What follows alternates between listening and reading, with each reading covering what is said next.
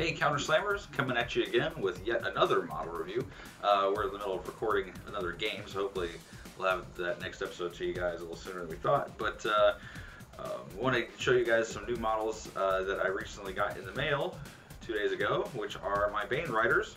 So we'll take a look at those here. I decided to paint mine up to look a little bit more like nightmares, basically. You know, I kind of thinking sort of Magic the Gathering. I thought about the nightmare. I was like, ooh, it'd be cool if they started riding like, you know, horses that run fire and stuff like that. So if you've seen my Bane or my my Crix models, you know that a lot of them do have the fire effects going on, which look really cool. So what I decided to go with. So anyway, let's take a look at the Bane Rider stats and see why these guys have been, you know, a really long time coming for us Crix fans. So you look at the Bane Riders. They have a Speed 7. They are Strength 7, Mat 6, Rat 4, Defense 12, Armor 18, and Command 8. They are also undead. They have their swords, which are reach weapons. They're POW 13s, or Power Strength 13s. And they have their mounts, which are POW 12s, pretty average for most mounts. They also each have 5 damage boxes. They are, the point cost of these guys, a full unit of all 5 is 11 points, and a unit of 3 is 7 points. They're FA of 1. I think the only tier list that lets you take more than 1 unit right now is the Gorshade tier list. So the new Gorshade is coming out here in 2 weeks, which we'll have another model review of that when it comes out as well. So look forward to sharing that with you guys too. So the Bane Riders have a few abilities, which is pretty cool. They have Curse, which is the bane of the existence of everyone not playing Crix. This is something you don't have to roll for. It's an auto hits. You basically take your leader that you have in your Bane Riders, and in its command range, again, which is 8 inches, so within 8 inches of your leader, you can target an enemy model or units, and basically your unit of Bane Riders gets an additional 2 inches of movement when charging those models, and you also get +2 to hit. So they effectively become Mat 8s against their charged target, which is fantastic. Also, because they're cavalry models, when they charge something, the model they're charging, they also get another +2 to hit. So they effectively become Mat 10 against their charge target on their first attacks, which basically their only attacks when you do your charge, unless you do your cavalry impact attack. They also built in have Ghostly, which means they can't take free strikes, and they can move through obstacles without movement penalties. So rough terrain, of course, not going to be a hindrance or anything. And being Ghostly, they can go through buildings, which is really cool. And you know, of course, not taking free strikes is one good way to really help keep them alive, especially with their speed is fantastic. Then you have, of course, the Grunts also have Ghostly. And they have Bane with their Bane Blade has a built-in ability. It says they basically have brutal charge. So these models gain +2 to charge attack damage rolls with those weapons. So, you know, again, these guys, you know, effectively become Power Strength 15 against what they're going up against. Mat 10, they're pretty much going to hit anything that they come across. They're going to do some serious damage. Anything you can do, really, any caster, any solo, or anything you can do that helps give these guys either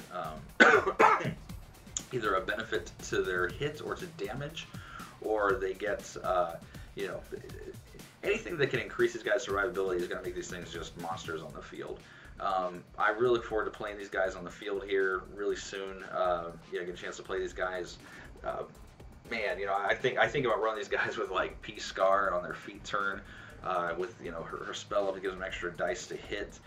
You know, I think about the third Gaspy, where he's got, you know, all those buffs that he can put on these guys, Scything Touch. Man, it's hard to think of a caster that really doesn't help these guys that much. I mean, I guess Morton ever, but, you know, these guys are going to be exciting, I think, to play with almost any caster.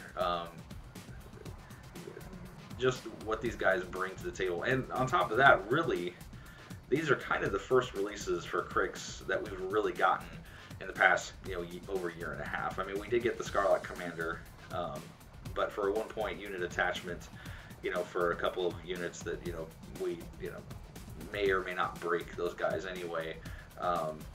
You know, these guys are a really big welcome addition to our faction. Crix really needed something that could really hit the table hard and really bring bring us back up to speed with a lot of these other factions that have been getting some really broken stuff out there. So I'm glad we got these. I think they're definitely worth the 11 points to put on the field. You know, just I think the terror they're going to bring to the table against.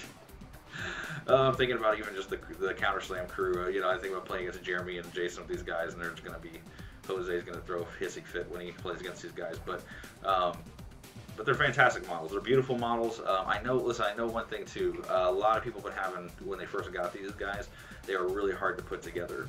The mold lines were bad. They had tons of chaff on them. I read one guy said he spent 6 hours taking pieces off these guys before he could even start thinking about gluing them together. This unit that I got, and I'm not joking, I had them all put together in 15 minutes. So I don't know if that means they fixed whatever the problem was, or I just got the luckiest batch out there. But they got put together pretty easily. So at least for what I got, I ordered mine from Discount Games. So again, these are, you know, if you get a batch that's good to put together, they're really not that difficult to put together at all. And they were pretty fun to paint. The amount of details on these guys is pretty intimidating.